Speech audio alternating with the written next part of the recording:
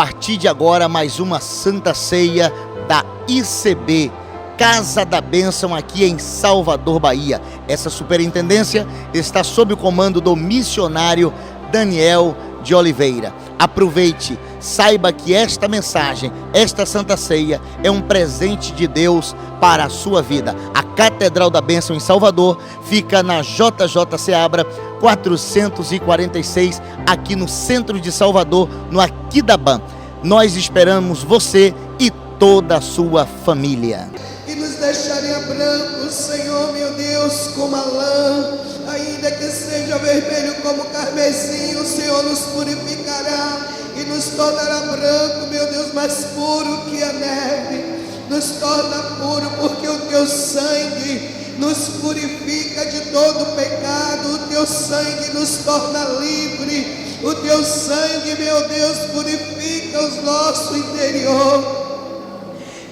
Senhor, em nome do teu Filho Santo, recebe, Senhor, a nossa adoração.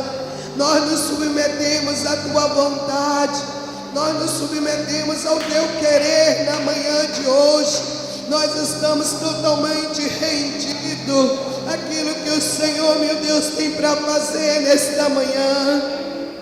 Pai, aqueles que chegaram aqui tristes ou angustiados, aqueles que chegaram aqui desanimados, que nessa manhã o Senhor venha tocar, o Senhor venha, meu Deus, renovar as forças, que nesta manhã o Senhor venha, meu Deus e meu Pai, liberar, Senhor, meu Deus, o teu poder.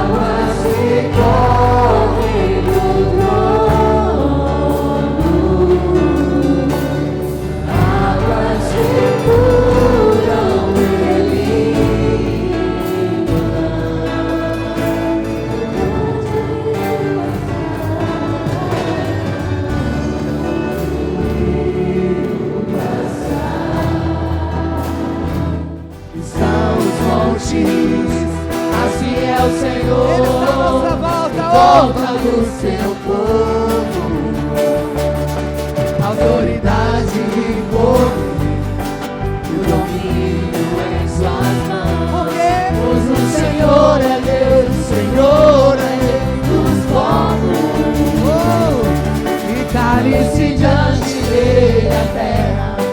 todo joelho se dobrará, toda língua confessará. Ele é o Rei dos Reis, Senhor dos Senhores. Não dá, sem Jesus não dá. Não dá, sem Jesus não dá pra viver. Não dá, sem Jesus não dá pra viver. Não dá, Diga que não dá, não. não dá, sem Jesus não dá. Não dá, sem Jesus não dá pra viver. Não dá, sem Jesus não dá pra viver. Aleluia. Aleluia, glória, aleluia. Aleluia, glória, aleluia. Aleluia, glória, aleluia. Aleluia, glória, aleluia. Aleluia, glória, aleluia. Aleluia, glória, aleluia. Aleluia, glória, aleluia. Aleluia, glória, aleluia. Oh, aleluia. Aleluia. Aleluia. Oh, aleluia. Aleluia. Aleluia. Aleluia, glória, aleluia. Aleluia, glória, aleluia. Aleluia, glória, aleluia. Aleluia, glória, aleluia. Aleluia, glória, aleluia. Aleluia, glória, aleluia. Aleluia, glória, aleluia. Aleluia, glória, aleluia. Aleluia. Glória e aleluia. O Senhor é bom. Mesmo que eu ande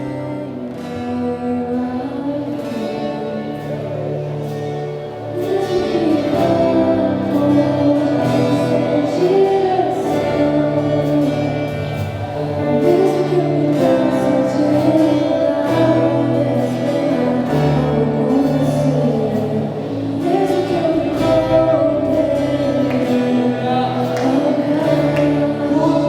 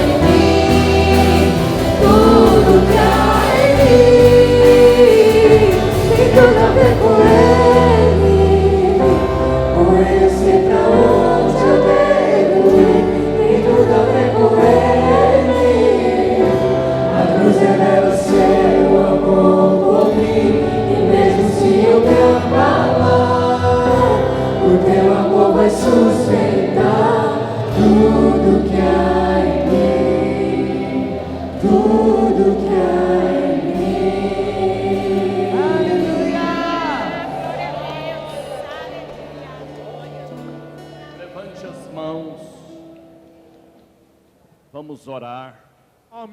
Que a igreja receba uma nova unção, direcionamento, porque cremos que esta obra é santa, esta igreja é do Senhor, este ministério é do Senhor, e foi levantado para a honra, para a glória, para louvor do teu santo nome. Abençoa o apóstolo Jair de Oliveira, o nosso presidente nacional e internacional. Abençoa a diretoria do Supremo Concílio.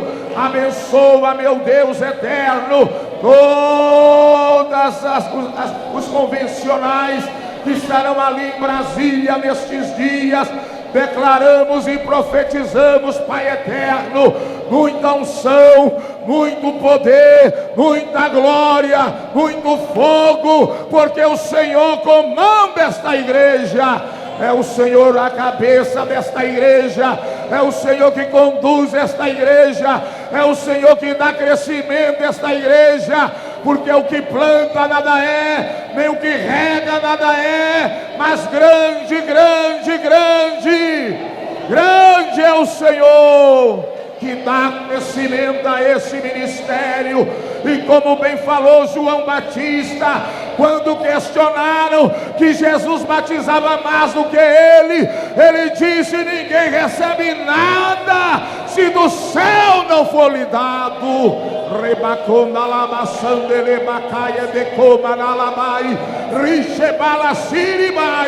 E esta igreja nasceu no fogo, esta igreja cresce no fogo, e esta igreja vai subir no fogo. Ripa candala siri bacaiadai, ripa candala side coma raia, ripa candala bacaite pacaite, checorobossori bacaia, ripa candala mai, esha conda caia decor, ripa candalai, riche condolocosu de candala massai. Nós te damos louvores, Senhor. A igreja é adoradora e os adoradores te glorificam. Os adoradores não cessam de dar glória. Nós cremos na vitória. Nós cremos que as nossas orações são ouvidas. Nós cremos que nós não oramos em vão. Por isso nós levantamos as mãos para te glorificar, para te engrandecer, porque temos a certeza e a convicção que esta convenção dos dias 16 em diante será marcante para a glória de Deus. E quando os convencionais retornarem para as suas cidades, pela Bacala Barraí, eles estarão mais envolvidos na tua obra. Ripa candala basole bacaiabe, ripa candala manala manala sideko bacaramaia. Glória ao teu nome, glória ao teu nome. Vou lembrar da coragem do amor, da firmeza e vontade, da fé e devoção da igreja do tempo de Paulo, de Pedro e João, que enfrentavam a fúria de Roma, mas nunca negavam a fé de cristãos. É um exemplo verdadeira lição.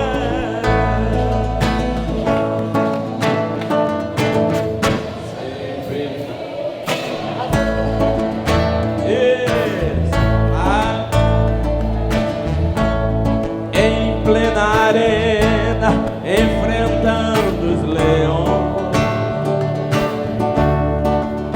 quanto mais a fogueira queimava, se ouvia louvores dos nossos irmãos. Sobre o sangue tombavam nas ruas, chegavam nos céus com a vitória nas mãos.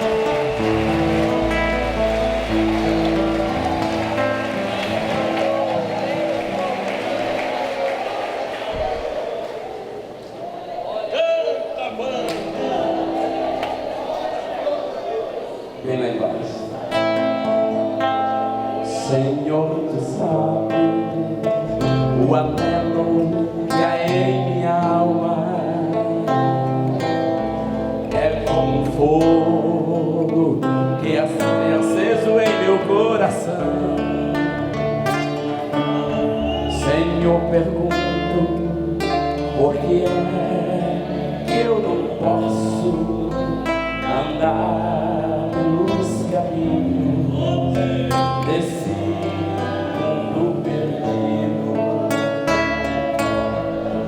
Eu quisera ir ao campo missionário. Eu quisera, Senhor, ir a proclamar,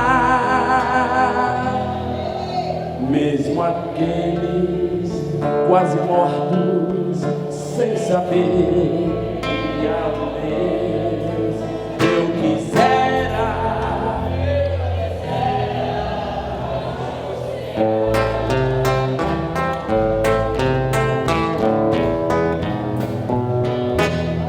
Senhor, tu sabes o anelo que há em minha alma. É como um fogo bem aceso em meu coração. Senhor, pergunto por que é que eu não posso andar pelos países deste mundo perdido. Eu quisera ir ao campo missionário. Eu quisera, Senhor, ir a proclamar, mesmo aqueles quase mortos, sem saber que há um Deus. Eu quisera anunciar, mesmo aqueles quase mortos, sem saber que há um Deus. Eu quisera anunciar.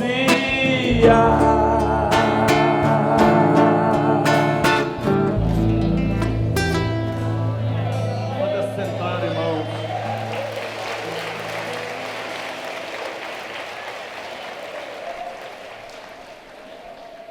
Quem está abençoado, diga amém.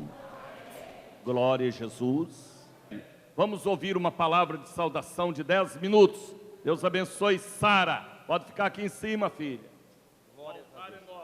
Glórias a Deus, amém?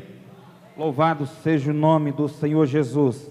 Eu louvo a Deus pela vida do missionário Daniel, aleluias, glórias a Deus, e pela vida desta igreja, pela vida do nosso amado pastor Raimundo Celso, que nos recebeu ali com toda alegria, com a sua família, em o nome do Senhor Jesus Cristo, amém? Glórias a Deus, louvado seja o nome do Senhor Jesus. Você pode abrir a sua Bíblia no livro de Isaías. Louvado seja o nome do Senhor Jesus.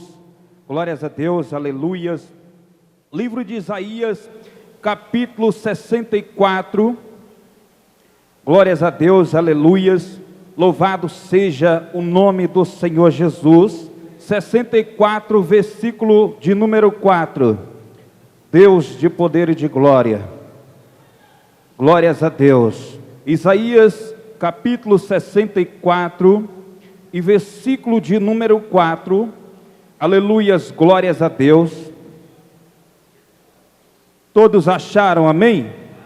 Glórias a Deus. Diz assim, no livro de Isaías 64, versículo 4: porque desde a antiguidade não se ouviu, nem com os ouvidos se percebeu, nem com os olhos se viu, um Deus além de ti, que trabalha para aquele que nele espera. Amém? Glórias a Deus. Louvado seja o nome do Senhor Jesus Cristo de Nazaré. Desde a época que eu aceitei ao Senhor Jesus Cristo, eu tenho observado e sempre acreditei que Deus está trabalhando na minha vida o tempo todo. Aleluias, glórias a Deus. E na sua vida também não é diferente. Louvado seja o nome do Senhor Jesus Cristo de Nazaré. Deus ele está sempre buscando pessoas para que Ele possa trabalhar na vida delas, para que Ele possa fazer com que esta pessoa seja diferente na sua casa, na sua família, no seu bairro, na sua cidade. Deus ele sempre vai estar trabalhando na vida de alguém para que esta pessoa venha se destacar e o nome dele seja glorificado nesta terra, em o nome do Senhor Jesus Cristo de Nazaré. Quando eu leio no livro de Gênesis, Deus já começa no capítulo 1, no versículo 1, Ele começa a trabalhar, Ele começa a fazer uma obra. Louvado seja o nome do Senhor Jesus Cristo de Nazaré. Aleluias, glórias a Deus. Deus é um Deus que trabalha o tempo todo, pois Ele é onipresente, Ele está em todos os lugares, Ele é onisciente, Ele sabe de todas as coisas, glórias a Deus, aleluias. Ele é onipotente, Ele pode fazer tudo, aleluias, louvado seja o nome do Senhor Jesus Cristo de Nazaré. Mas é no livro de Gênesis, ainda no seu capítulo 6 e no seu versículo 8, Deus começa a trabalhar na vida de um homem de uma forma tremenda. Louvado seja o nome do Senhor Jesus Cristo de Nazaré. Mas tem algo que me chama a atenção nesta manhã, é que Deus ele só trabalha na vida daquela pessoa que dá lugar para Ele, daquela pessoa que busca a face do Senhor. Este homem se chamava Noé. A Bíblia diz que Noé, ele estava ali no meio daquela geração, ele estava no meio daquele povo, ele convivia ali naquela situação, ele via tudo de errado e ele não se conformava, ele não se conformou, pois Noé ele buscou fazer a diferença no meio daquele povo. Aleluias, glórias a Deus. E a Bíblia diz que agora Deus, a partir do versículo 8 do capítulo 6 de Gênesis, Deus vai lá e faz agora, aleluias, glórias a Deus, uma promessa para Noé. Aleluias, glórias a Deus. Deus promete para Noé que haverá um dilúvio, haverá uma destruição da humanidade. Aleluias, glórias a Deus. Mas Deus também promete para Noé, aleluias, glórias a Deus, que ele iria ser salvo, que a família dele iria ser salva. Aleluias, louvado seja o nome do Senhor Jesus Cristo de Nazaré. E o que me chama a atenção é que quando Noé ouve a promessa do Senhor, e Deus agora fala para Noé: Noé, começa a construir uma arca. Aleluias, glórias a Deus. É assim que Deus trabalha em nossas vidas. Às vezes nós estamos em algumas situações, aleluias, glórias a Deus, e Deus ele vem para você e ele diz: olha, começa a trabalhar desta forma, você tem que fazer desse jeito, e às vezes você não compreende, e ainda mais aqueles que estão em sua volta não compreendem. Mas o que eu quero dizer para você nesta manhã é que Deus é aquele que promete, é aquele que cumpre, é aquele que não falha. Louvado seja o nome do Senhor Jesus Cristo de Nazaré. E a Bíblia diz que Noé constrói aquela arca, e ali Deus começa a fazer uma obra. Aleluias, glórias a Deus. O nosso Deus é tremendo, o nosso Deus é maravilhoso. Aleluias, glórias a Deus. Eu me lembro, aleluias, glórias a Deus, que uma certa feita, ali na nossa igreja em Brasília, o irmão chegou para o apóstolo e falou: apóstolo, nós estamos aqui com a situação, aleluias, glórias a Deus, nós estamos com a situação que tem que ser resolvido hoje, aleluias, glórias a Deus. E o apóstolo, na sua fé que ele tinha, glórias a Deus, aleluias, e na fé que ele passou para mim e para esta igreja, louvado seja o nome do Senhor Jesus Cristo de Nazaré, ele olhou para aquele irmão e perguntou: olha, você já orou? Aleluias, glórias a Deus. Você já orou, irmão? Você já orou? eu orei, apóstolo. E ele disse: então vai lá e ora de novo. Aleluias, glórias a Deus. Por quê? Porque ele sabia que Deus está trabalhando. Deus estava trabalhando.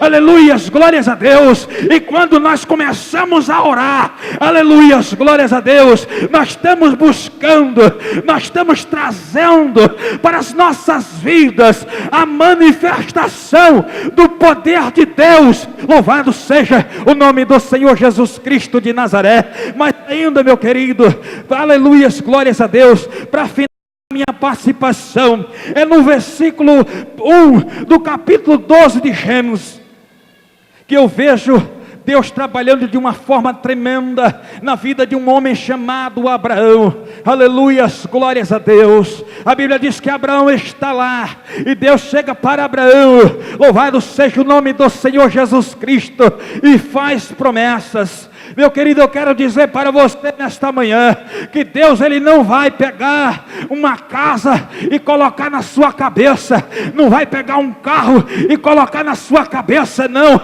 Ele vai fazer promessas, e o combustível da promessa é você acreditar. Aleluias, glórias a Deus. E a Bíblia diz que Deus, Ele promete para Abraão: Abraão, sai do meio da tua terra, do meio da tua parentela, e vai para uma terra que eu vou te mostrar. Meu querido, é isso que Deus quer para você nesta manhã. Deus está te mostrando, Deus está te dando a direção, mas Ele não fez nenhuma promessa. Isaías 64, versículo 4: Deus trabalha para aquele que nele espera. Que promessa maravilhosa! Deus está prometendo que Ele vai trabalhar na vida do pastor Diego, do missionário Daniel, dos pastores. Amém, glórias a Deus. Ele está falando para você que Ele trabalha para aquele que nele espera. Se você está esperando, pode ter certeza que Deus está trabalhando. E quando Deus trabalha, tudo dá certo, tudo vai funcionar, tudo vai acontecer. Nada vai impedir o agir de Deus em nossas vidas, porque trabalhando Deus, quem impedirá? Aleluias, glórias a Deus. Louvado seja o nome do Senhor Jesus Cristo. Aleluias, glórias a Deus. Deus de poder e de glória. Assim eu agradeço a minha oportunidade, em o nome do Senhor Jesus. Amém, Diego. Deus abençoe. Seja bem-vindo à Casa da Bênção da Bahia. Vamos receber pastor Gutenberg Paz.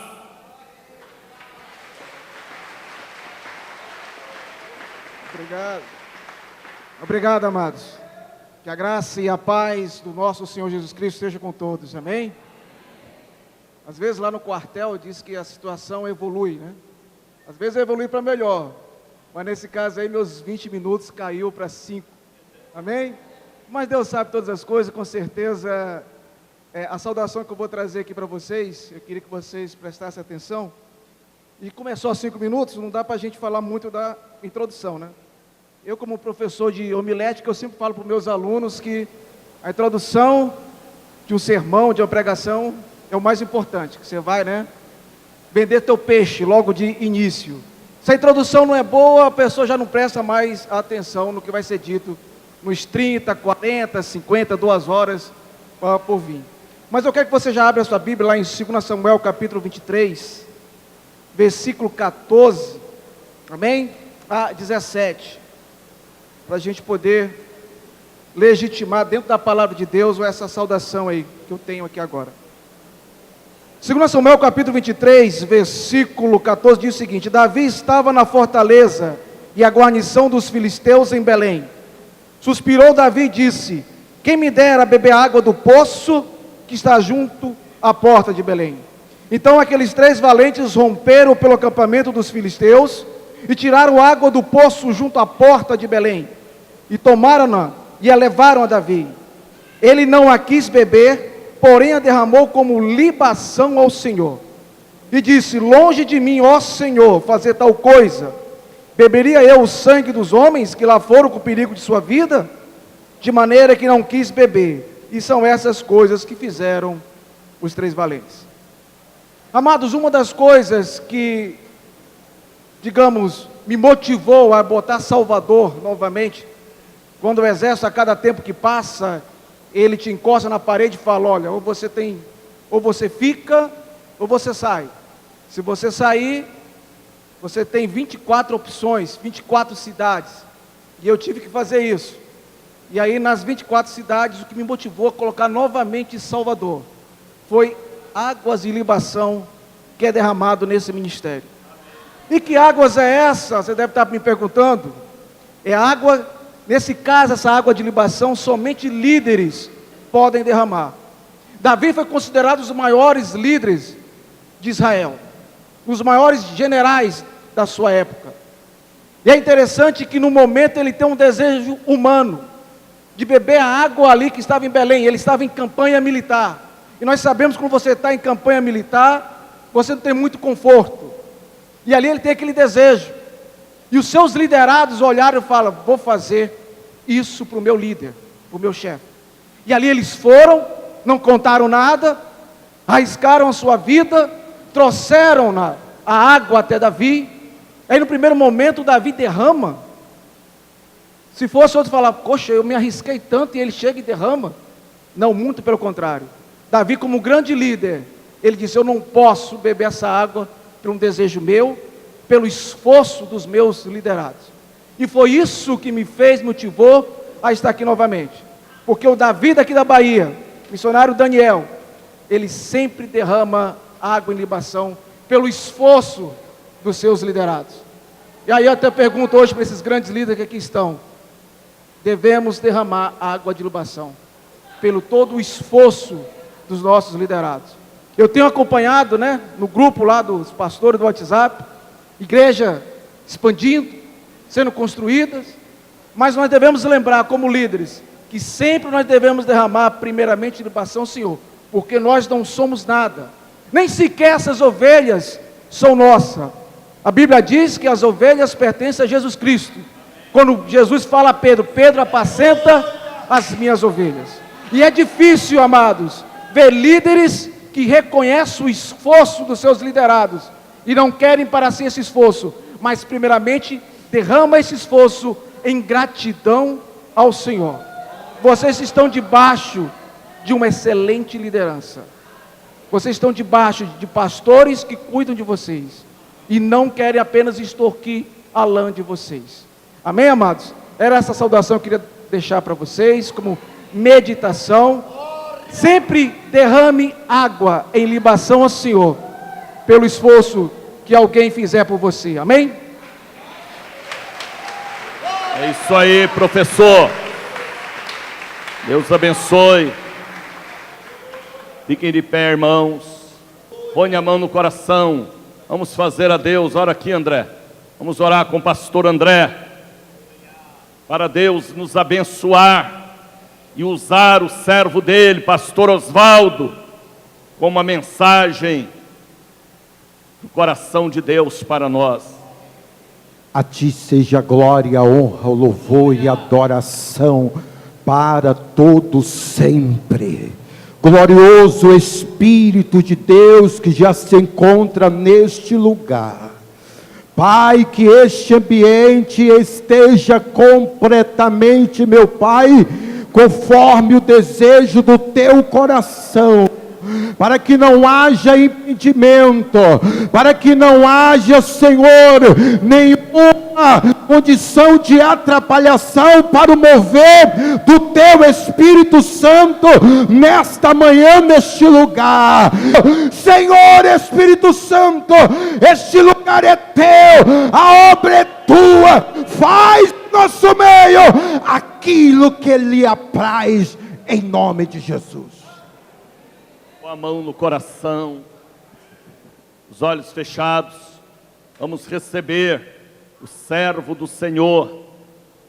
Que o Espírito e a glória esteja sobre a vida do pastor Osvaldo. Um bom dia, que a graça e a paz do Senhor Jesus Cristo esteja transbordando na sua vida. Amém. Eu queria que você pudesse sentar. Eu já vou ler o texto, mas eu queria partilhar algo acerca da Itália. Vocês, como o missionário Daniel falou, eu trabalhei 25 anos em Pernambuco, plantando igrejas e formando líderes, seja para trabalhar no interior de Pernambuco, Paraíba, Alagoas e Bahia também, um pedaço da Bahia mais vizinho a Pernambuco, Paulo Afonso, Juazeiro. E Deus, no ano de 2000, me fez conhecer a Itália. Em 2015, depois de 25 anos servindo ao meu país e ao meu estado, o Senhor disse: Oswaldo, agora está na hora de se mudar e ir para a Europa. Quando eu conheci a Europa e conheci a Itália, era um pouco diferente do que nós temos hoje. Em 18 anos, muita coisa mudou. A Europa que nós temos hoje não é mais uma Europa cristã, ela é uma Europa pós-cristã. A Missão Portas Abertas fez esse ano a campanha do DIP, Dia da Igreja Perseguida, e na relação do DIP, o país mais difícil de se pregar o Evangelho, onde há uma maior perseguição, é a Coreia do Norte. Pois deixa eu dizer a vocês, na Coreia do Norte há mais conversão, há mais notícias de conversão do que em toda a Europa. A Europa é o continente onde menos se converte pessoa em todos os 6 continentes. Hoje é o campo mais difícil de se pregar o Evangelho, porque lá é permitido pregar o Evangelho, mas ninguém quer ouvir. A Europa tornou obsoleta 4 palavras que fazem parte do nosso vocabulário: Deus, Bíblia, igreja e sacerdote. Se você diz que é pastor, portando uma Bíblia e quer falar de Deus para alguém, eles não querem te ouvir. Você pode falar: eu tenho residência em Itália, entrei como missionário, a Europa me recebeu como missionário, eu posso, em qualquer praça da Europa, parar e pregar o Evangelho, porque meu visto é de motivo religioso, eu posso ir e vir, eu não tenho nenhum impedimento burocrático para pregar o Evangelho na Europa, mas acredite, é muito difícil encontrar uma pessoa que queira ouvir o Evangelho. Todos os dias que estou lá, eu saio dizendo: Senhor, me dá uma porta aberta, me dá uma pessoa que eu possa falar de Cristo, porque não é fácil. A segunda coisa que torna a Europa um país muito difícil de se pregar o Evangelho é que a Europa tem experimentado uma frieza espiritual imensa e todos os dias igrejas se fecham. Vizinho à minha casa, 4 quilômetros da casa onde eu moro em Roma, há um templo maior que esse, que tem só de casas pastorais 7 apartamentos. Há um tempo atrás tinham tanta influência que compraram a rua e fizeram a rua privativa à igreja por causa da questão de estacionamento. Hoje não há uma pessoa para abrir a porta da igreja e não há nenhum pregador para ministrar a palavra nessa igreja. E se alguém tentar abrir a igreja, também não entra. Dia a dia, as igrejas da Europa têm fechado. Eu tive em Trieste, a última cidade no nordeste da Itália, agora em abril, março e abril. Eu tive em igrejas que outrora eram 3 igrejas para um só pastor. Hoje o pastor reúne as 3 igrejas em um único local, cerca de 20 pessoas. Ela está definhando. E nas reuniões de discipulado que eu estive com eles, se eu somasse a idade das 12 pessoas presentes, dava mais de 1000 anos. Porque só temos idosos na Itália. A igreja está morrendo, e eu sei, por que a igreja está morrendo? Por 2 questões básicas. Primeiro, a igreja deixou de ler a Bíblia. A fé vem pelo ouvir e ouvir a palavra de Deus. Então, quando eu ouço muito a Bíblia, eu tenho muita. Quando eu ouço pouco a Bíblia, eu tenho pouca. Quando eu não ouço a Bíblia, eu não tenho nenhuma fé. Se você quer matar a sua fé, se você não quer crer, não quer viver uma vida autêntica na presença de Deus, é simples: carregue sempre a Bíblia e não leia ela nunca. 90% dos italianos leem a Bíblia, 91% não creem nela. Tem a Bíblia, mas não leem, não creem nela. A melhor forma de você dizer que você não crê é não lendo a Bíblia. E sabe quantos cristãos não leem a Bíblia todos os dias? Muitos. A segunda coisa, porque a igreja está morrendo, é porque ela esqueceu de fazer o dever de casa. A Europa não evangelizou seus filhos e netos. De modo que hoje a igreja da Itália, a igreja da Europa é a igreja velha. composta de idosos que vão para a sepultura já, e depois a igreja se fecha, porque não tem jovens e nem crianças para dar continuidade ao trabalho. Você imagina, se você não evangelizar seus filhos e netos, o que vai ser desse templo daqui a 30 anos? Quem vai estar aqui? Porque nós vamos passar. Eu tenho 48, digamos que eu vivo aí mais 30 anos, 78, 80 anos, a vida do brasileiro tem vivido até 80, 90, glórias ao Senhor por isso. Mas depois que você partir, quem vai sentar nessa cadeira onde você está?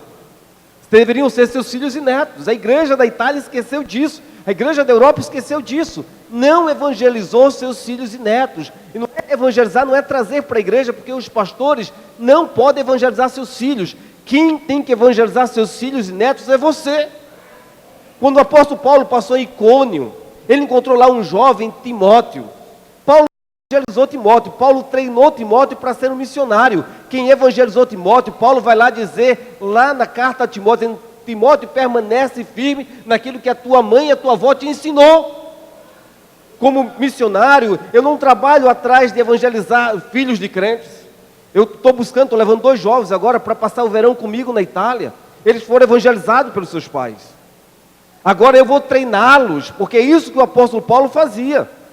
Ele treinava os filhos dos irmãos da igreja.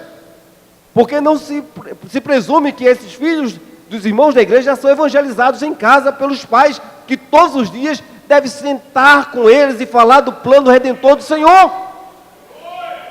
A Itália esqueceu disso. Achou que poderia abençoar com casa, com um país organizado. A Itália se tornou um dos países mais prósperos da União Europeia. Porque os italianos trabalharam sério, saíram da Segunda Guerra Mundial destruídos e derrotados. Em menos de um século, transformou a Itália numa das grandes potências financeiras.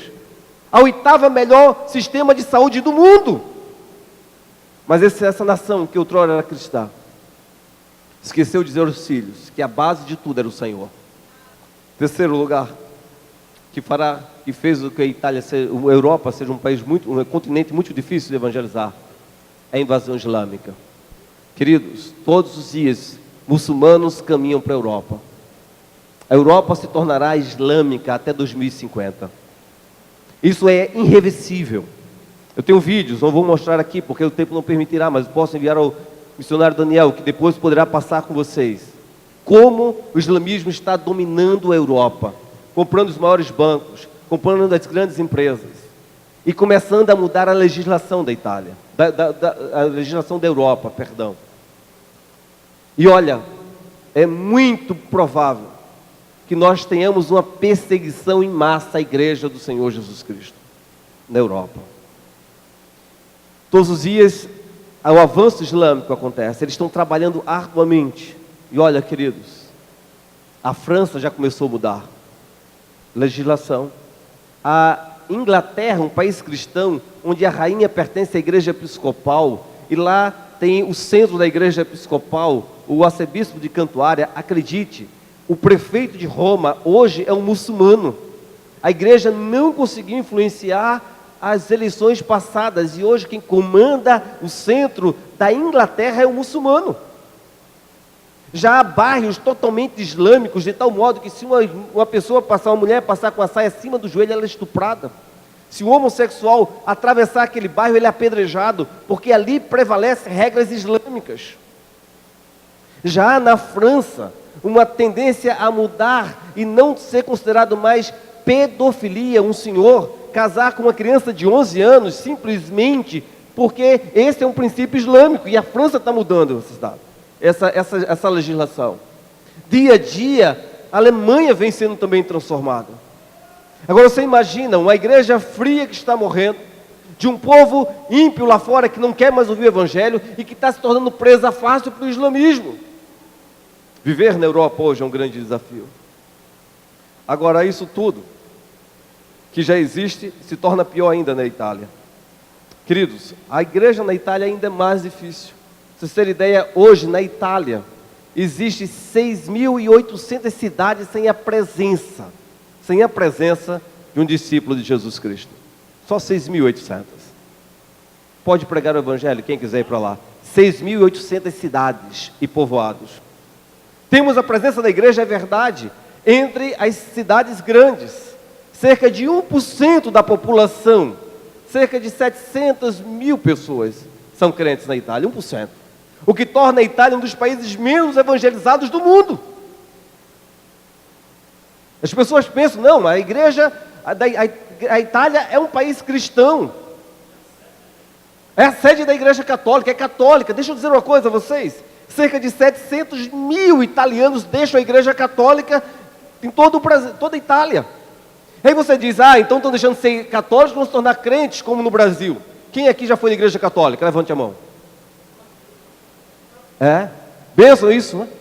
Porque sai de uma, mas entra na Igreja Cristã.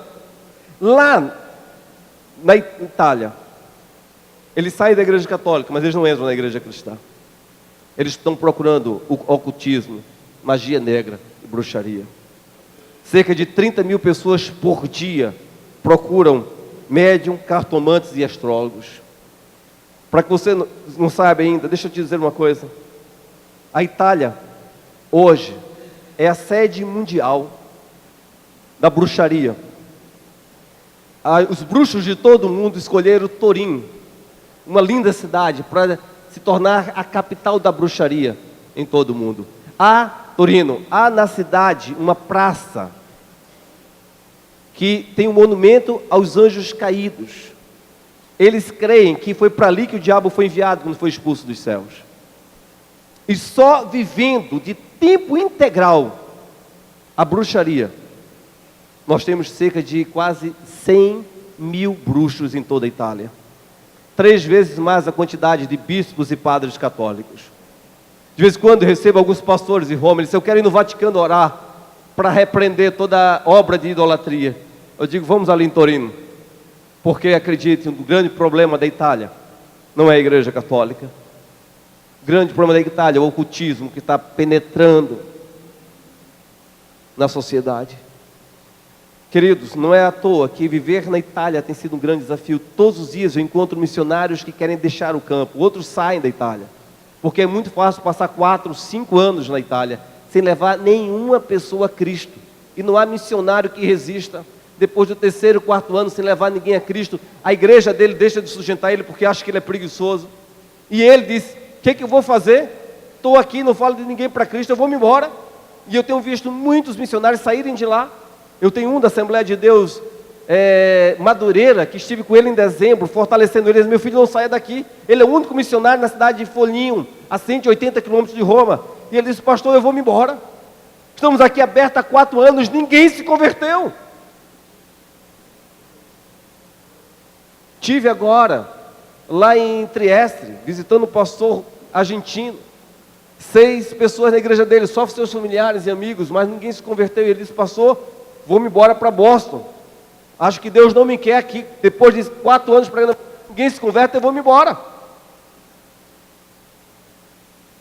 Acredite, queridos, permanecer na Itália pregando o evangelho quando não há resultados, quando não há frutos, quando você não tem um relatório para dar, tem sido uma das grandes barreiras. O diabo tem oprimido. Filhos têm andado em depressão. Meu filho morou comigo 2 anos na Itália. Chegou a fazer teste na base de uma das escolas do Milan. Foi jogar bola. Meu filho é cristão.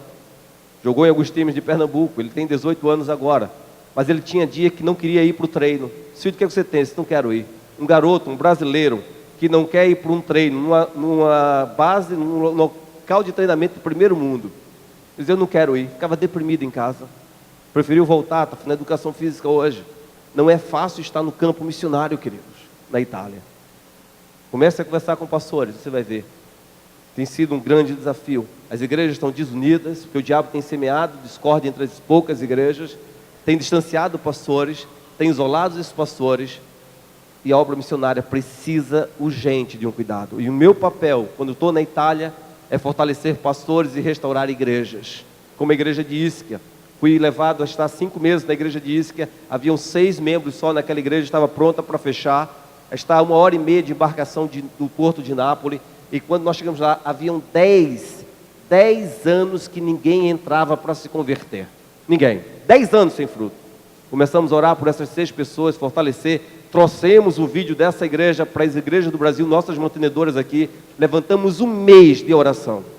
No final dos 30 dias, entrou a primeira família e se converteu inteira lá. A igreja hoje tem 15, 20 pessoas, está tendo um avivamento para essa, de 6 para 20, praticamente 200%, mais de 200% de crescimento, um avivamento. A igreja não vai mais fechar. Foi levantada uma pastora, o trabalho está caminhando. Amém? Então, quando eu estou na Itália, fortaleço igrejas. Quando eu estou no Brasil, eu levanto intercessão pelas igrejas da Itália. E eu queria desafiar você aqui. Deus me trouxe aqui hoje para fazer você adotar a Itália como país, para interceder por ela. Deus ouve oração. Amém? Você crê nisso? Deus ouve oração. Amém? Durante 10 anos eu orei pela Albânia.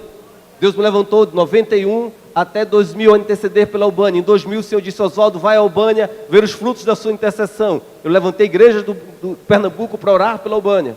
E eu percorri a Albânia e vi muitos trabalhos realizados. Quando eu cheguei em Tirana, capital da Albânia, o missionário da Jocum veio para mim e me deu um abraço. Ele fazia um trabalho com quase 70 a 80 crianças em Tirana, na capital. Nessa praça principal, ele me deu um abraço e disse: Oswaldo, muito obrigado, porque eu sei que as crianças que se converteram aqui foi fruto do trabalho de oração seu. Eu recebi aquele abraço, mas fiquei envergonhado, porque eu já tinha orado por muita coisa. Eu tinha orado pela tradução da Bíblia em albanês, pela entrada de missionários, pela abertura do governo, que na época era fechado, por tantas coisas, mas nunca tinha orado pelas crianças. Quando eu retornei para o Brasil, chegou nas minhas mãos um livro chamado A Igreja é Maior do que Você Pensa. Era um relatório do AD 2000, um movimento de intercessão pelas nações. E naquele relatório, lendo aquele relatório, vi um testemunho lá naquele livro. Era o testemunho de uma professora que era da igreja de Toronto, a igreja de todos os povos. E naquele testemunho ela diz assim, que levantou um clamor e ficou com a salinha de escola bíblica dominical. A turma dela era de 7, 8 anos. E ela falou sobre as crianças da Albânia, e naquele domingo missionário, ela fez com que as crianças orassem pelas crianças da Albânia.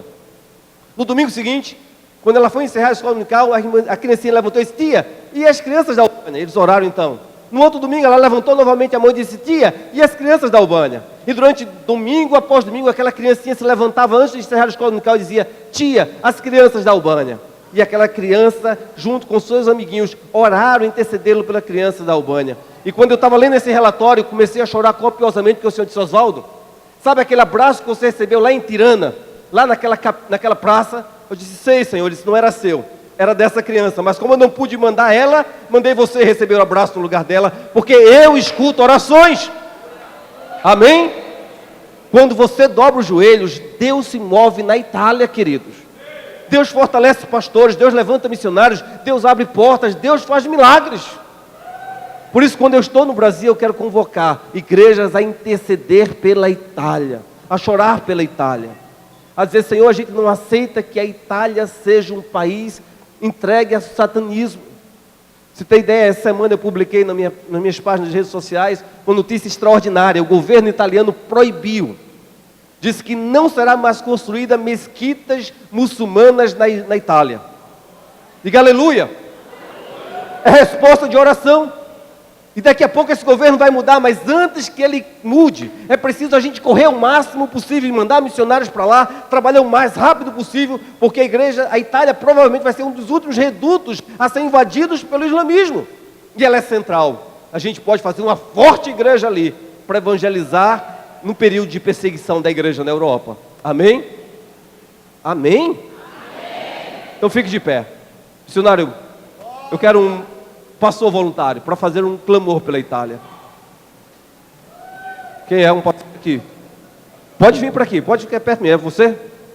Quem é o missionário? Quero um pastor, um missionário que esteja aqui, pastor, para fazer um clamor pela Itália com a igreja. Nenhum vem? Levante as mãos. Levante as mãos. Senhor Deus, diante desse relatório verdadeiro, impactante, que traz informações, notícias sombrias, que aquele país tão importante da Europa, a Itália, e por extensão todo o continente europeu, vive debaixo de uma nuvem escura trevas espirituais. País, meu Deus,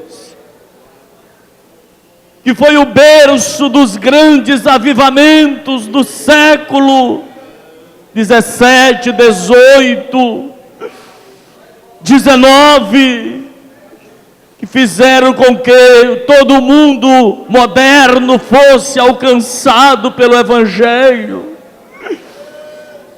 Países que exportaram missionários para o mundo inteiro,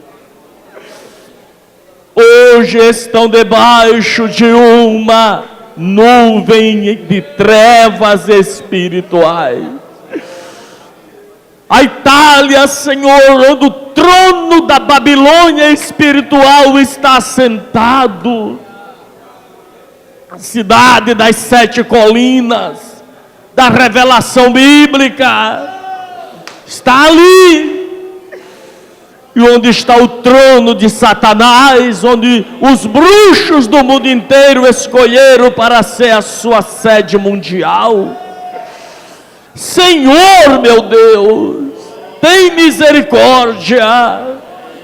Tua palavra diz que o teu povo é destruído por falta de entendimento. Foi assim com o Israel do passado, tem sido assim com a igreja do presente. Mas obrigado porque este missionário internacional está trazendo conhecimento dessas coisas e despertando o entendimento das pessoas, dos teus servos aqui no Brasil. E essas revelações estão chegando a nós aqui.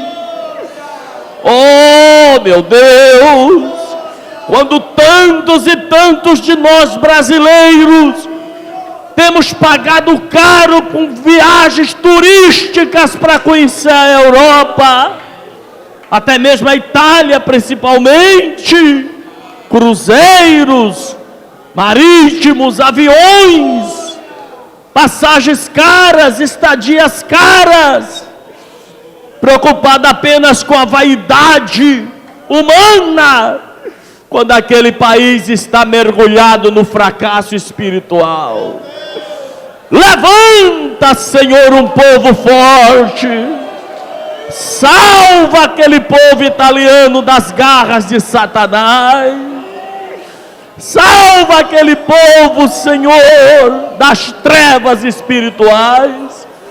Os missionários que estão ali, como esse pastor amado, tantos outros missionários de diversas missões brasileiras, e igrejas brasileiras que têm mantido seus missionários como embaixadores do reino naquele país. Ajuda teus servos que estão debaixo de um bombardeio espiritual, forças malignas para neutralizar a ação dos teus servos, causando-lhes depressão espiritual, matando suas famílias em depressão, anulando as suas ações missionárias, descredibilizando seus servos perante suas igrejas, suas agências missionárias. Deus, tenha misericórdia. Tenha misericórdia dos anciãos que estão morrendo sem Jesus. Tenha misericórdia dos jovens e das crianças que estão dominados pelo secularismo, pela incredulidade, pelo ceticismo, todo o humanismo que tem permeado e dominado a mente dos europeus seja quebrado. Ó Deus, ó Deus, ó Deus, em misericórdia das multidões que estão indo para o inferno. Ó Deus, nós oramos pela Itália e pela obra missionária, o avanço do Islã naqueles países europeus. Meu Deus, só o Senhor pode deter, só o Senhor pode deter, só o Senhor pode deter. Tem misericórdia, sopra um vento de avivamento espiritual sobre toda a Europa. como foi nos tempos, Senhor, do avivamento de Gales. Meu Deus, nos tempos dos avivamentos até da reforma protestante. Hoje a tua igreja precisa de outro tipo de reforma, a reforma da fé, a volta à palavra, o quebrantamento, a oração e aos milagres. Usa homens e mulheres para começar a realizar grandes milagres naquele país, porque a tua palavra vem dizer assim, Senhor: se não virdes sinais e prodígio, de modo nenhum crereis. Quebra a incredulidade daquele povo através de um evangelho de sinais, do evangelho de maravilha, cura de cego, de aleijado, de ressuscitação de morto, para que aquele povo creia que tem um Deus no céu e que atende o povo dele aqui na terra. Digam aleluia! Diga evangelho de sinais. Fale evangelho de sinais, prodígios, maravilhas, milagres. Vai impactar o coração daquele povo, em nome de Jesus, em nome de Jesus de Nazaré.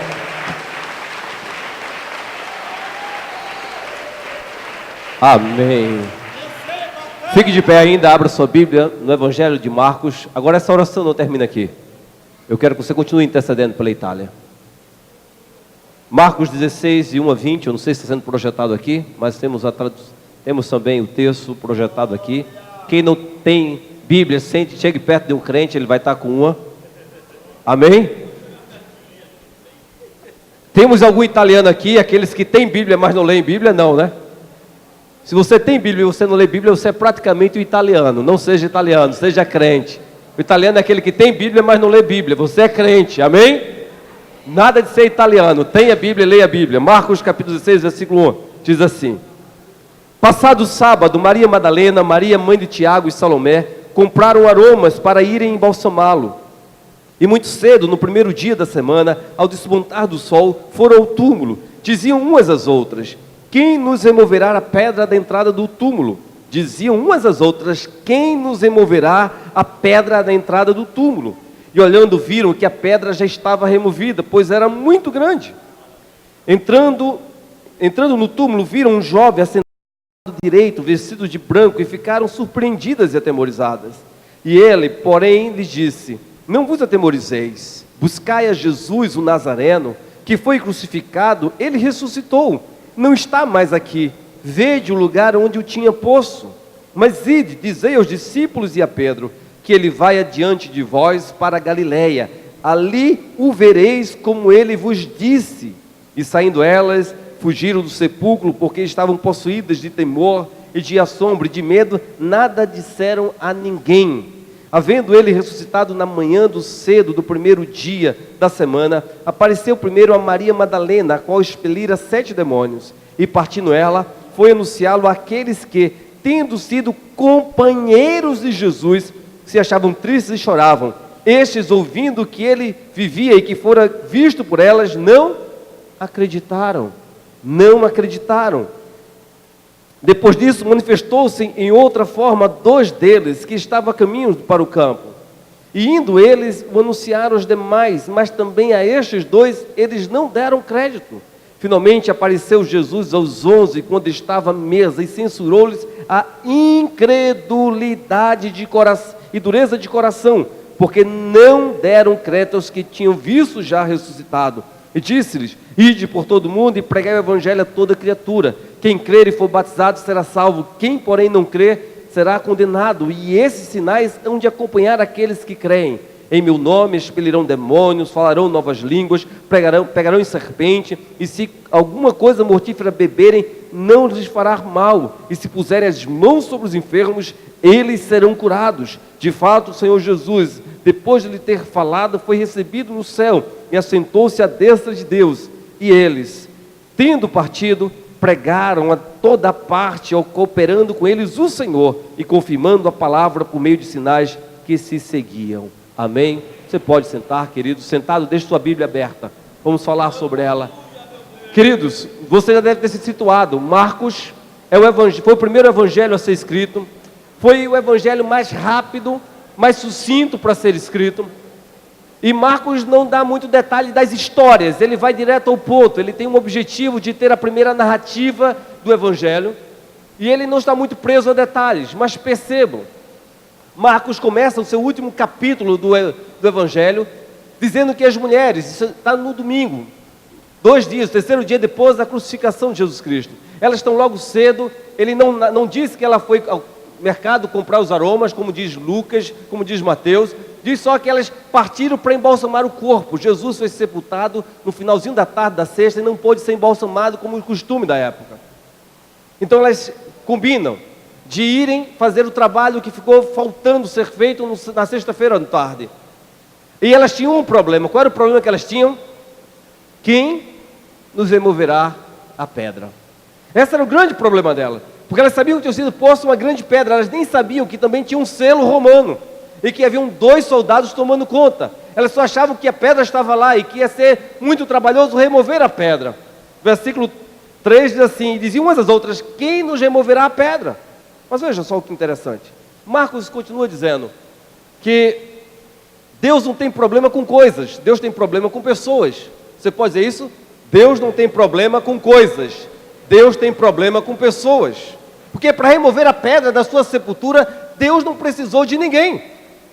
Eu penso que na hora que Jesus rompeu a morte, nem pedra pôde ficar, porque a Bíblia diz que foi de dentro para fora. Houve um estrondo, a pedra rolou e foi soldado correndo para tudo que é lado. Veja o que diz o versículo 4: e olhando, viram que a pedra já estava removida. Olhando, disse: a pedra já está removida. Agora, curiosamente, o evangelista Marcos continua usando a mesma expressão no grego, a mesma significação de pedra, de dureza. E agora ele começa a relacionar essa expressão agora não mais a pedra coisa, mas a pedra coração.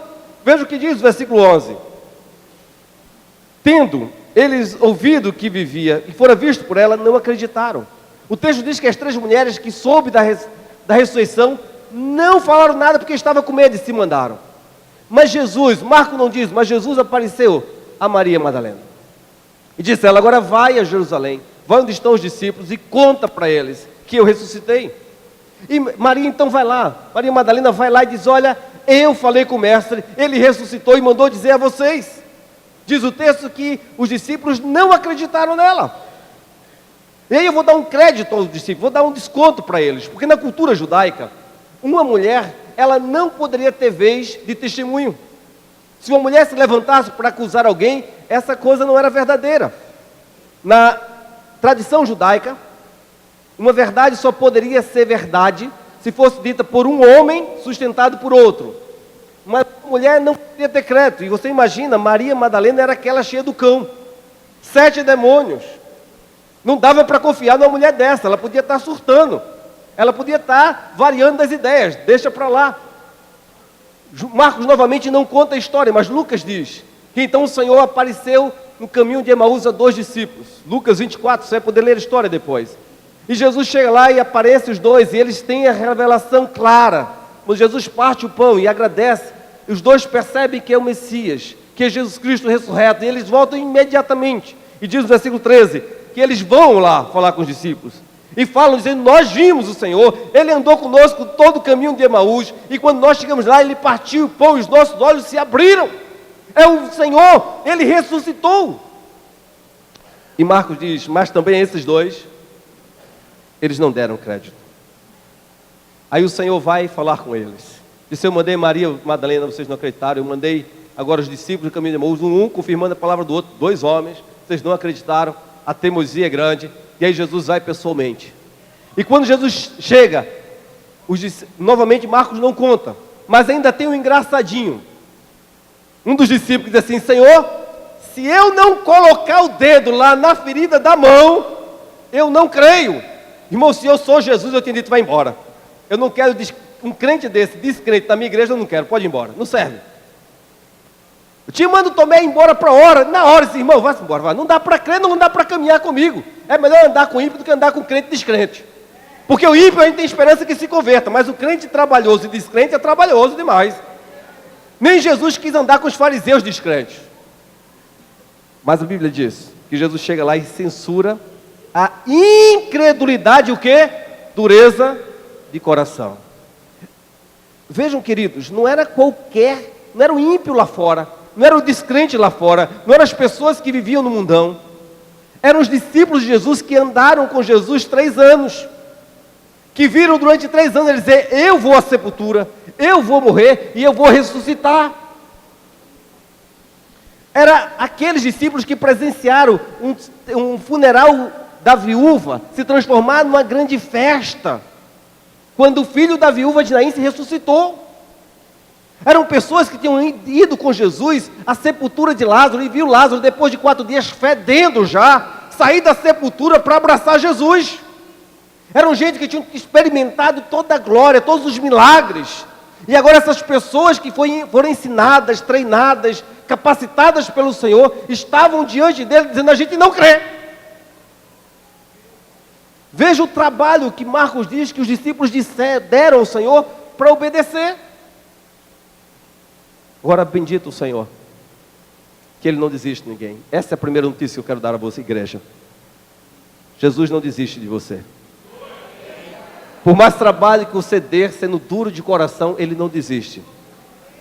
Veja que o texto, Ele manda Maria. Ele manda as 3 mulheres, ele vai e diz aos discípulos, versículo 7, eles vai e diz aos meus discípulos e a Pedro que eu ressuscitei. Eles não creem, eles estão abatidos, eles estão tristes, mas digam a eles: eu ressuscitei. As 3 mulheres pinicaram, porque era mais fácil comprar bálsamo na feira do que voltar aos discípulos e assim: Cristo ressuscitou. Elas preferiram trabalhar, se ocupar no ativismo, do que cumprir a vontade de Deus. Aí o Senhor vai e manda agora Maria Madalena. Maria Madalena tem sua missão frustrada, os discípulos não creem. Ele manda os 2 discípulos de Emaú, ele sabia da dificuldade cultural, ele vai lá e ajuda. E quando esse grupo não consegue crer, ele pessoalmente vai cuidar de remover a pedra. E ele vai lá, ele não abandona os 11. Amém? Ele não desiste de você. E eu queria começar conversando sobre isso. Como vai seu coração? Ele é um coração de pedra ou é um coração de carne? Você é crente há muito tempo, como eu. Me converti aos 11 anos com um trabalho evangelístico no pastor muito missionário, o pastor Cláudio Arthur, um presbiteriano, que decidiu brigar com a igreja, que não aceitava, não cria que eu tinha me convertido. E ele disse: não, Oswaldo se converteu e eu vou batizá-lo. A igreja inteira ficou contra, ele disse: mas eu creio. Ele brigou com a igreja, disse: eu preciso batizar esse menino porque ele é de Deus. No final do ano passado eu fui pregar nessa igreja. A cunhada dele, ele já está na glória, a cunhada dele ficou aos prantos. Disse: pastor, enquanto o senhor pregava lá, eu lembrava daquele dia triste, quando a igreja inteira se levantou para não querer seu batismo. E o meu cunhado, fervorosamente, ele se converteu. Amém? Mas passaram já 37 anos. Tenho hoje 48. E eu fico pensando: Senhor, não deixe meu coração endurecer. Não deixe o tempo cauterizar. Não deixe as coisas dentro do meu coração pararem. A pergunta que eu faço todos os dias no meu coração: ele é um coração de carne ou um coração de pedra? Eu dou trabalho para crer naquilo que Deus quer fazer, ou eu estou sempre pronto a crer? Porque é do reino de Deus que a gente está falando. As pessoas que mais dão trabalho ao Senhor é o povo da igreja. Agora, eu não posso julgar o coração de ninguém. Na vida eu só tenho chance de julgar um coração, de avaliar um coração, de passar a limpo um coração. Sabe qual é? O meu. Porque coração é terra que ninguém pisa. Eu não posso julgar o seu coração, mas eu posso saber se o meu coração é um coração de pedra ou um coração de carne. E para isso, eu tenho 3 perguntinhas básicas para fazer a você. Porque nessas 3 é a prova de que o coração é de carne ou é de pedra. Porque um coração de carne, queridos, em primeiro lugar, é um coração de vida, de amor e testemunho aos perdidos. Veja que Marcos, só depois que diz que eles foram transformados, que eles passaram a crer na ressurreição de Jesus, é que Jesus disse: ide por todo mundo e pregai o evangelho a toda criatura. Queridos, Jesus não daria essa missão a um grupo de discípulos com coração de pedra, porque saberia que eles não iam obedecer. Só depois que Jesus tratou a dureza de coração, a frieza, é que o Senhor disse: agora, portanto, ide. A primeira forma de avaliar meu coração é saber o quanto meu coração arde pelos perdidos. Querido, qual foi a última vez que você falou de Jesus para alguém? Qual foi a última vez que você chorou porque olhou para uma pessoa e viu que ela não tinha Jesus Cristo? É muito fácil dizer para eles que eles estão perdidos. É muito fácil condenar o mundo. É muito fácil atirar pedra no mundo. Porém, Deus quer uma igreja sensível aos pecadores. Deus olha para essa nação e Ele quer ver essa nação redimida. Mas a igreja deixou de ser sensível aos perdidos. Estamos diante de um grande dilema. O Brasil chegou a 20% da população evangélica. Isso quer dizer que se cada crente ganhar 4 pessoas para Cristo em 10 anos, já mais novo, você só tem que evangelizar 4 pessoas em 10 anos. Se você ganhar 4 pessoas para Cristo, todo o Brasil estará aos pés do Senhor. Amém? Agora diga misericórdia, sabe por quê? Porque crente depois de 10 anos não fala de Jesus para ninguém. Ele só almoça com crente, vai no posto de crente, abastecer o carro, vai na farmácia de crente, vai na padaria de crente, só se relaciona com crente. Ele não tem mais capacidade de ser luz e sal do mundo, porque não se relaciona com o mundo. Jesus não proibiu se relacionar com o mundo, proibiu ser igual ao mundo. Jesus esteve no mundo, mas não viveu como o mundo. Olha só que isso é diferente, hein? As pessoas que Deus quer salvar, faz parte do seu ciclo de amizade. Estão na sua escola, no seu trabalho. Agora, em casa, esse caso eu já falei porque era aqueles do Evangelho Filhos e Netos. Eu já estou no estágio de fora da igreja, da casa. Deus quer usar você para evangelizar. Qual foi a última vez que você se acordou de madrugada para orar pelos perdidos? A gente se acorda de madrugada quando está com câncer. Aí a gente vai chorar. Quando o filho está com câncer, a gente vai chorar. A gente passa noites aos pés da cama. Quando a gente está desempregado, a gente faz isso. Agora a gente não sente a dor de Deus quando olha para o Brasil e vê pessoas idolatrando. Quando vê pessoas perdidas, nós não sofremos por eles. Queridos, a igreja está insensível à dor do perdido. A igreja não prega mais o evangelho, não partilha mais a sua fé. Crentes que entram e saem o tempo inteiro de trabalho, de repartições públicas, vivem na sua vizinhança e jamais levou quem quer que seja Cristo. Gente que nunca partilhou a fé. Deixa eu te dizer uma coisa. Nada aviva mais o meu coração do que terminar de pregar e ver alguém dizer assim: eu quero aceitar Jesus Cristo. Não tem prazer igual. Não há nada no céu nem na terra que possa ser mais prazeroso do que para um crente, do que ver um pecador dizer: eu aceito Jesus Cristo como meu Salvador. A Bíblia diz que no céu há uma festa, quanto mais no seu coração. Agora, qual foi a última vez que você falou de Jesus? Qual foi a última vez que você sofreu por essas pessoas? Qual foi a última vez que você decidiu sair de casa e procurar alguém para partilhar a palavra? Tive entre essas 3 missionários, um holandês, um italiano e um americano. Mal quiseram falar comigo porque estavam muito ocupados de uma igrejinha lá pequenininha. Passei lá, fui lá, era uma equipe também do Brasil, eu estava fazendo um intercâmbio deles para poder aproximar as igrejas, a equipe dele do Brasil para a equipe deles na Itália. E teve um dia então que ele se rendeu e quis conversar comigo, lá em Trieste. Eu tinha chegado na cidade, havia 10 dias. E numa reunião eu disse: cara, para vocês 3, qual foi a última vez que vocês pararam alguém e tiveram a oportunidade de falar de Cristo? Não, pastor, porque aqui é muito difícil. Eu sei que é difícil. E porque aqui é muito difícil, a pancada tem que ser mais forte. Não dá para quebrar pedra batendo com a pena. Tem que bater com uma marreta de 5 quilos, porque senão não funciona. Ele disse: não, é porque você não conhece a Itália. Eu conheço a Itália. Deixa eu dizer uma coisa.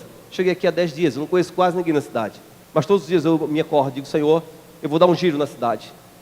E assim como Jesus encontrou pessoas chaves para começar a evangelização, assim como Paulo dizia: orem para que abram as portas, eu também estou procurando pessoas chaves para começar a pregar o evangelho. Comecei a contar os encontros que eu tive com pessoas na internet. Acabei de chegar, comecei a conhecer pessoas, e as pessoas começaram a ouvir o evangelho.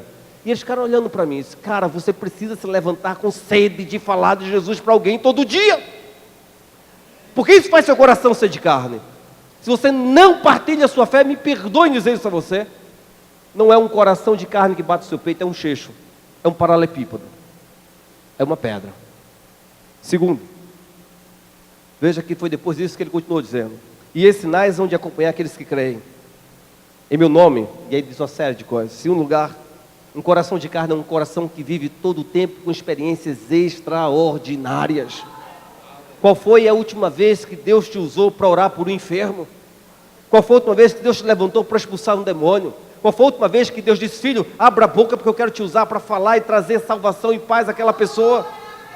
Querido, nós temos uma quantidade imensa de crentes que fazem parte de igrejas pentecostais que nunca foram usados pelo Senhor, que não sabem o que é ouvir o Senhor e profetizar sobre a vida dos ímpios. Dentro da igreja até dança, faz tudo o que tem que fazer, mas lá fora, no meio dos perdidos, nunca foi usado por Deus. Sabe por quê? Porque aqui é fácil forjar a fé, mas lá entre os perdidos é preciso estar sensível ao que Deus está fazendo, ao sopro do Espírito.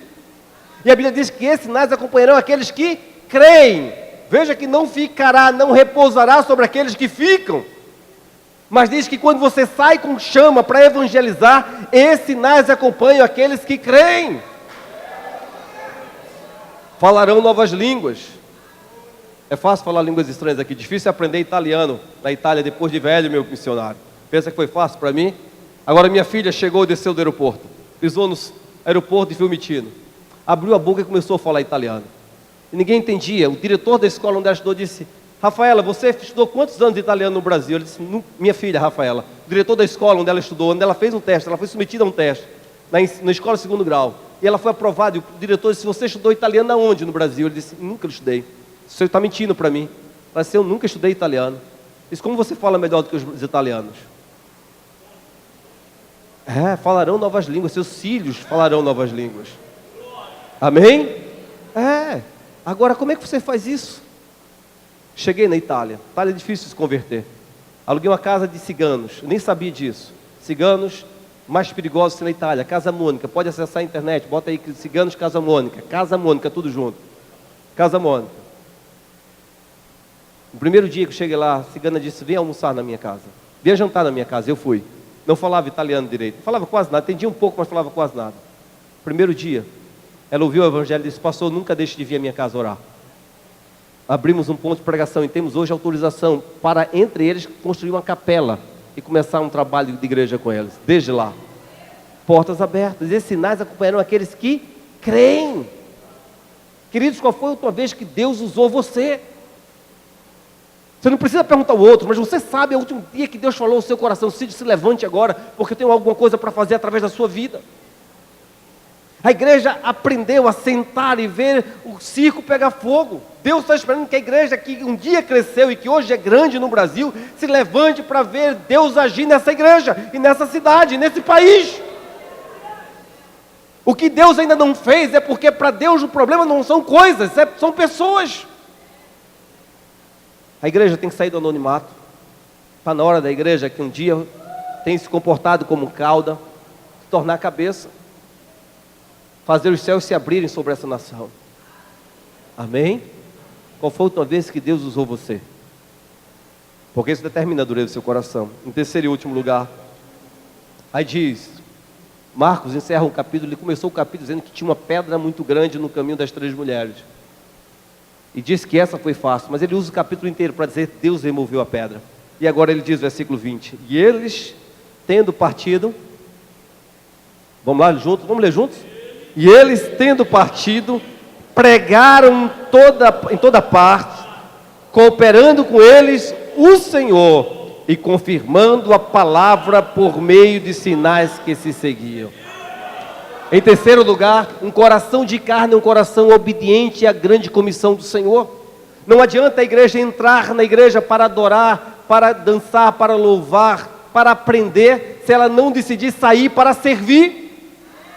Nós não somos um grupo de anjos que vieram só para ministrar louvores ao Senhor. Deus nos usa aqui, nos santifica e nos fortalece aqui, para que aquelas portas vejam sair um exército poderoso de obediente. Se não for para obedecer, não adianta você se santificar nem adorar o Senhor. Porque não adianta a igreja santa e adoradora se ela não é obediente à grande chamada dela. Deus não precisa de um exército de adoradores aqui. Deus precisa de um exército que esteja disposto a entregar suas vidas em obediência lá fora. Porque se fosse só para adorar, em santidade, tinha levado você para o céu, queridos. Porque é lá que a gente vai ser totalmente santo e iremos viver só em adoração. Agora Deus tem deixado a igreja aqui para que ela marche obediente em serviço às nações. Você ouviu isso? Um coração duro não obedece. Agora um coração mole obedece. Eu tenho todas as razões para deixar de fazer missões na Itália. Meus filhos tiveram um problema de adaptação. Eu não tenho um recurso suficiente para estar lá. Eu tenho batalha todo o tempo lá. A igreja da Itália, os poucos que tem, não querem muito ajuda. Na igreja do Brasil, poucas igrejas querem ajudar a obra missionária. E sabe quantas vezes eu pensei, vou desistir? Todas elas porque eu tenho motivos de sobra. Eu só tenho um motivo que me faz caminhar lá. O Senhor disse, evangelize a Itália. Essa é a ordem dele para mim. Aí pode acontecer o que acontecer. Eu fui chamado para obedecer o Senhor. Eu devo obedecer. Obrigado, meu irmão. O Senhor disse, evangelize a Itália. Queridos, Deus está querendo levantar um grande exército na igreja do Brasil. Deixa eu te dizer uma coisa, a igreja do Brasil hoje, o problema dela não é dinheiro, o problema dela não são patrimônios, o problema dela não são portas abertas. O brasileiro é benquisto em qualquer lugar que chegar. Sabe qual é o problema da igreja? A igreja. Nós temos missionários entre vocês, gente que já foi chamado para ir às nações, mas que por alguma razão decidiu ficar por aqui porque é mais fácil. Gente que preferiu voltar-se para a profissão. Meu pai queria que eu fosse militar, fosse capelão da aeronáutica. O Senhor disse, não, você vai ser no meu exército, fique quieto. Eu era o filho único dele, meu pai é oficial da aeronáutica, esse era o projeto do meu pai para mim. Aos 17 anos eu disse, eu não posso, papai, servir a aeronáutica, eu vou servir ao exército do Senhor. Ele disse, pois então se vire. Eu disse, Senhor, meu pai me deu as costas, o que eu faço? O Senhor disse, Oswaldo, durante 17 anos você foi cuidado pelo seu pai terreno, faltou alguma coisa? Eu disse, não. Ele disse, agora a paternidade é minha, Pai Celestial, fica tranquilo. Sabe, o que eu vejo é que quando olho para os meus 30 anos de ministério, o que eu não fiz não foi culpa de dinheiro. Foi porque em algum momento eu não ouvi a voz do Senhor e não obedeci. Eu digo, Senhor, me perdoe, porque o que eu deixei de fazer não foi culpa dele. Porque nunca me faltou coisa alguma, porque Deus não tem problema com coisas, Deus tem problema com pessoas. Agora a segunda notícia, eu disse a vocês que eu trouxe duas notícias. A primeira é que Deus não desiste de você, a segunda é que a nossa geração, a igreja do Brasil que cresceu e que Deus quer usar como igreja missionária deste século, desta geração, Deus tem uma promessa muito grande para você. Está em Ezequiel, e eu quero encerrar com isso. Ezequiel, capítulo 36, versículo 26, diz assim, Bíblia aberta, grave isso. Ezequiel 36, 26, diz assim, e darei a vocês um coração novo, e porei um espírito novo em vocês.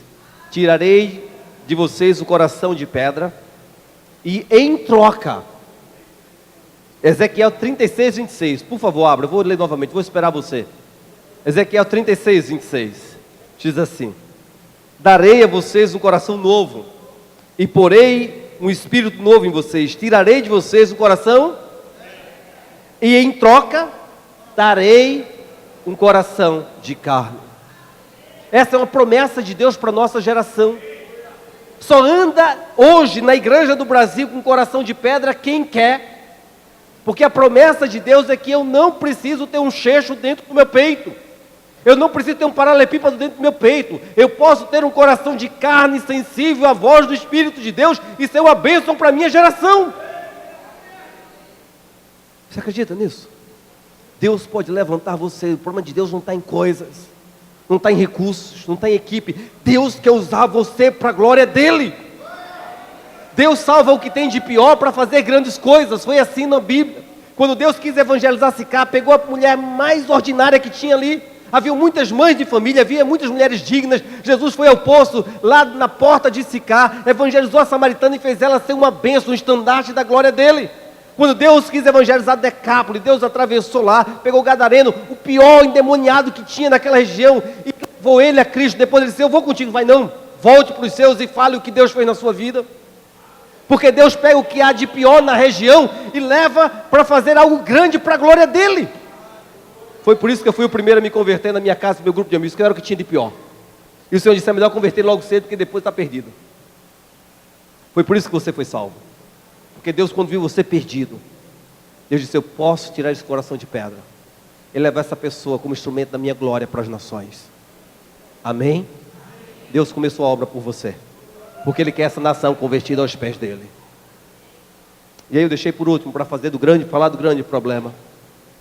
Queridos, você quer ser uma bênção? Quem quer ser uma bênção com coração de carne? Deus não desiste de você, não se abata. Queridos, a Europa vive hoje um dos maiores problemas de toda a história da humanidade. A crise dos refugiados. Queridos, eu estou dizendo isso porque eu sei que Deus vai levantar pessoas aqui para fazer algo. A Europa, ela está mergulhada no maior caos, que é a crise dos refugiados. A crise dos refugiados na guerra da Síria e da Eritreia já é hoje o maior acidente humanitário, o maior desastre humanitário de toda a história. Nós vimos muitas vezes o Holocausto ser citado como uma coisa trágica na vida da igreja, porque a igreja da Europa viu os judeus serem queimados, mortos em gás, com gás dentro dos campos de concentração e nada fez. Deixa eu te dizer uma coisa. Hoje, o mundo tem visto a nação síria cristã ser espalhada e massacrada pelo islamismo por uma guerra fria lá. E sabe o que a igreja tem feito? Nada. Para que vocês tenham ideia, só na Itália, no ano de 2016, chegaram na Itália 28 mil, oficialmente 28 mil crianças e adolescentes sem os pais. A gente não pode calcular os que chegaram sem documentação na Itália. E sabe o que acontece quando uma criança, um adolescente chega sem documentação na Itália ou na Europa? Quatro coisas podem acontecer com ela. Primeiro, ela pode cair no mercado negro de órgãos. Porque se uma criança dessa os pais já foram mortos, ela chegou sem documento, chegou clandestina. Se uma criança dessa desaparecer da Itália, sabe quem vai dar conta dela? Sabe quem vai cobrar por essa vida? Ninguém. Então muita gente pega essas crianças, adolescentes, dá sumiço a eles e vende seus órgãos. Segundo, muitas dessas crianças que chegam sem documentação clandestina se tornam presa fácil para o mundo do turismo sexual. São usadas pelo turismo sexual. Terceiro, quando elas não caem nesses dois, caem na malha do tráfico de drogas, porque elas são facilmente usadas como mulas. E quarto, quando elas conseguem encontrar alguma ajuda, ela encontra ajuda islâmica.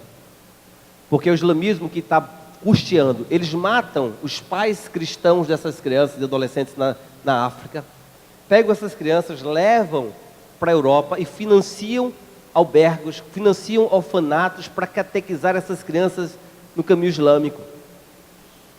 De modo que eles estão populacionando toda a Europa, ocupando toda a Europa com crianças discipuladas pelo islamismo.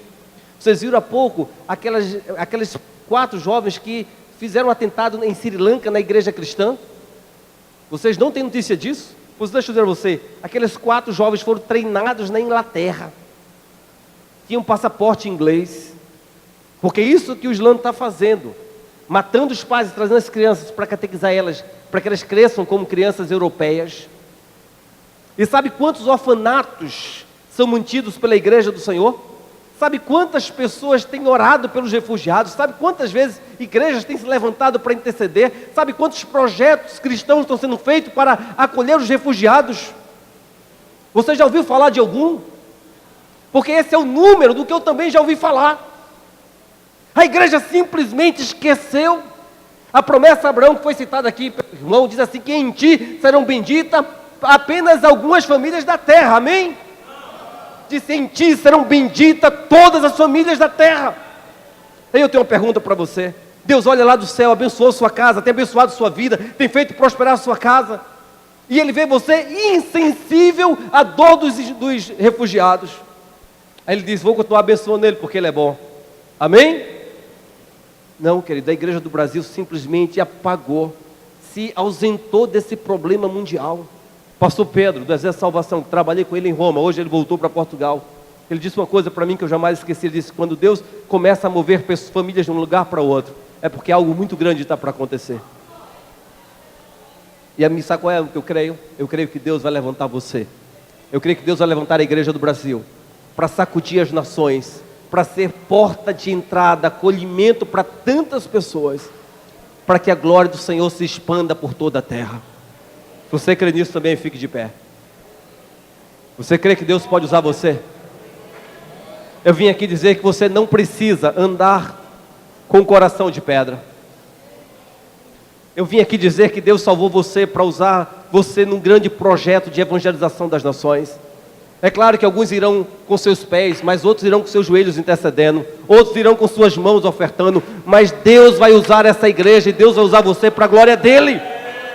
Não foi para você ser um crente frio, um crente apático, um crente sem experimentar a glória de Deus, que Deus te resgatou do império das trevas. Se era para você viver uma vida vazia, Ele tem deixado você lá. Agora, se Deus te tirou do império das trevas e te pôs aqui no reino da sua luz, é porque Deus quer que essa luz brilhe nas nações. E eu tenho dito: Senhor, eu não quero nada mais, nada menos do que a Tua vontade na minha vida. Se estás me chamando para ir, eu quero ir. Se é para voltar, eu quero voltar. Se é para orar, eu quero orar. Se era para abraçar, eu quero abraçar. Eu quero fazer tudo aquilo que me chamaste para fazer. Eu quero te obedecer, Senhor. Não deixa meu coração endurecer. E não me dá uma igreja brasileira com coração duro. Amém? Eu ponho a mão no seu coração e diga: Senhor, eu quero ter um coração de carne aqui dentro desse peito. Eu não quero ter um coração de pedra. Por isso, Senhor, eu tenho dado trabalho a Ti, Senhor, para ouvir a Tua voz, para Te obedecer, para me levantar e fazer missões, para me levantar e evangelizar. Senhor, tem sido difícil, Senhor, um coração duro, incapaz de ouvir, Tu querer fazer tanta coisa. Meu Deus, em nome de Jesus, arranca e me dá um coração novo. Eu quero um coração obediente, Pai. Oh, amado Deus, aqui estamos na Tua presença e Te clamamos. Deus, a promessa para a nossa geração é um coração de carne. A promessa que Tu deste à nossa igreja, ó Senhor, é que nós teríamos arrancado do nosso peito um coração de pedra e que no lugar dele haveria um coração de carne, sensível ao Teu Espírito. Teríamos um Espírito novo sobre nós, que nos faria ser obedientes, que nos faria cumprir o ID, que nos faria ver milagres e prodígios todos os dias e que nos faria ser obedientes. E nós te pedimos nessa manhã, não queremos nada mais e nada menos que isso. Queremos um coração sensível à Tua voz, em nome de Jesus. Amém. Que o Senhor vos abençoe. Amém.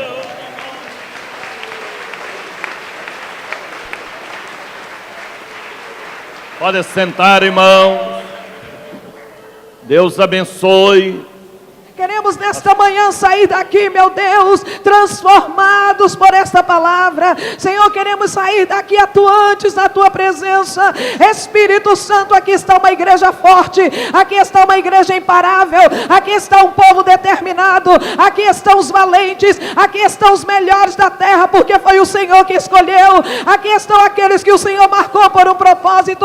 Então nesta manhã, Senhor, manifeste o Teu poder, manifesta a Tua glória. Agora libera dos Teus presentes, dons para a Tua igreja, dons para o uso do Seu nome.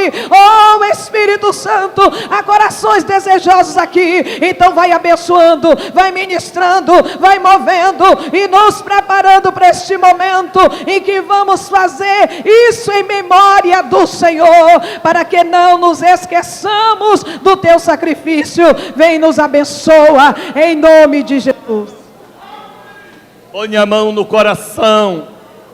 Só deve participar da Santa Ceia quem é batizado. Amém, irmão? Vamos ler. Porque eu recebi do Senhor o que também vos ensinei. Que o Senhor Jesus, na noite que foi traído, tomou o pão. E tendo dado graças, o partiu e disse: tomai, comei. Isto é o meu corpo que é partido por vós. Fazei isto em memória de mim. Semelhantemente, também depois de ceiar, tomou o cálice, dizendo: este cálice é o novo testamento no meu sangue. Fazei isto todas as vezes que beberdes em memória de mim. Porque todas as vezes que comerdes este pão e beber esse cálice, anunciais a morte do Senhor até que venha. Portanto, qualquer que comer deste pão ou beber o cálice do Senhor indignamente, será culpado do corpo e do sangue do Senhor. Examina-se, pois, o homem a si mesmo, e assim coma deste pão e beba deste cálice. Porque o que come e bebe indignamente, come e bebe para sua própria condenação, não discernindo o corpo do Senhor. Por causa disto, há entre vós muitos fracos, doentes, e muitos que dormem. Porque, se nós julgássemos a nós mesmos, não seríamos julgados. Mas, quando somos julgados, somos repreendidos pelo Senhor, para não sermos condenados com o mundo. Portanto, meus irmãos, quando vos ajuntais para comer, esperai uns pelos outros.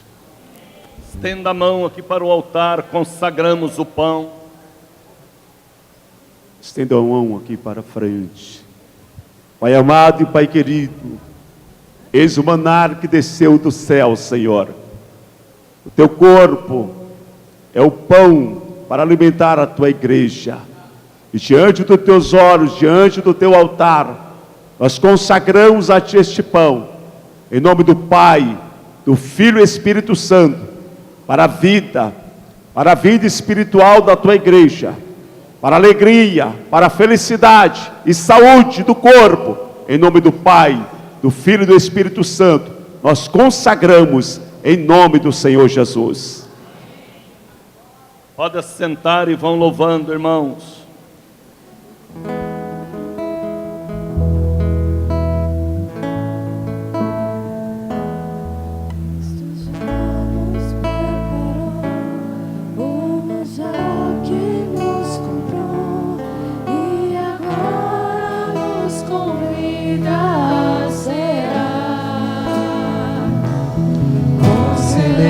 Celestial maná, que de graça Deus te dá, vem faminto tua alma saciar. Vem cear, o mestre chama, vem cear. Mesmo hoje tu te podes saciar. Poucos pães multiplicou, ave vinho transformou, vem faminto a Jesus, vem cear.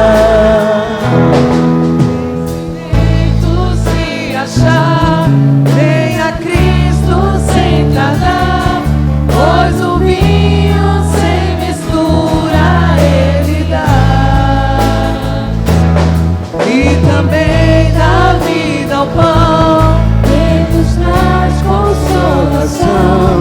Eis que tudo preparado já está.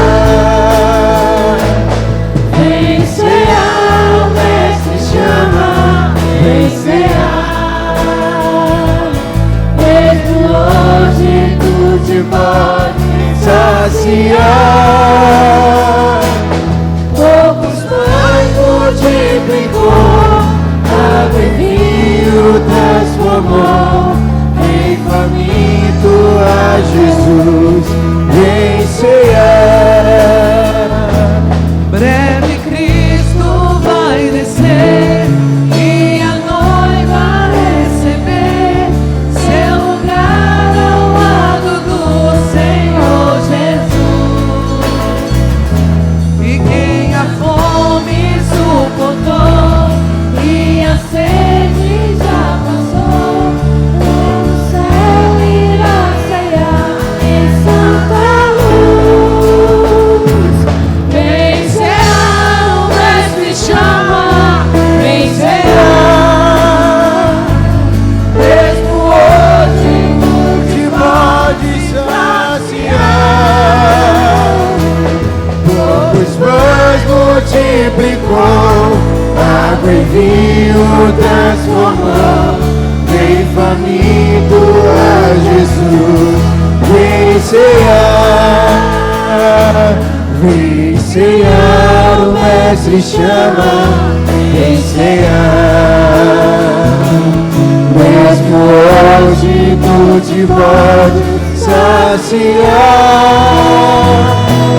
Poucos pães multiplicou, água e vinho transformou, vem faminto a Jesus, vem cear. Levante, irmãos. Disse-lhe Jesus: tomai e comei, este é meu corpo que é dado por vós. Fazei isso em minha memória. Podem comer o corpo do Senhor. Estenda a mão aqui para o altar. Vamos consagrar vinho, suco da uva. Senhor Deus, em nome de nosso Senhor e Salvador Jesus Cristo, consagramos este suco da videira ao Senhor, representando o seu sangue que foi derramado por nós na cruz do Calvário. No ato de fé nós cremos, Senhor, que ceamos o sangue do Cordeiro, pela fé. Renovação da nossa aliança com o Senhor, a nova aliança, que a igreja do Senhor seja cada dia mais ativada, avivada, na obra da evangelização mundial, na obra da evangelização local, no dia a dia. Venha sobre a igreja a unção dos ganhadores de almas para Jesus, em nome do Senhor.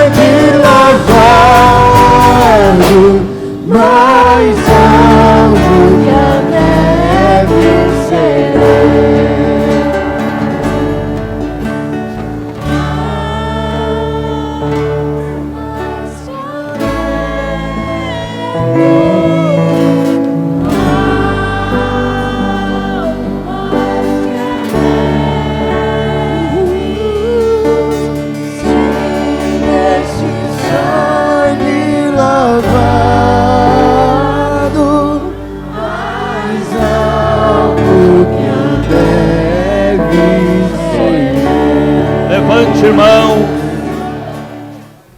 tomai e bebei, este é meu sangue que é dado por vós. Fazei isso em minha memória, em memória à morte dele que nos trouxe a vida. Noiva do Cordeiro, filhos e filhas, podem participar do sangue da nova aliança, podem beber. Pronto, irmãos. Todos os aniversariantes agora de julho, é de julho, né? Que a bênção da vida longa, saúde e prosperidade esteja na vida dos aniversariantes de junho e de julho. A bênção da saúde e da paz, e que esta data repita até os 102 anos. Tudo funcionando, em nome do Pai, do Filho e do Espírito Santo. recebam a unção aqui na frente. Senhor, eis-me aqui. Senhor, eis-me aqui, envia-me a mim, vou pra onde o teu vento soprar. Não preciso entender, teu chamado é maior do que a minha própria vida. Senhor, eis-me aqui, envia-me a mim, vou pra onde o teu vento soprar.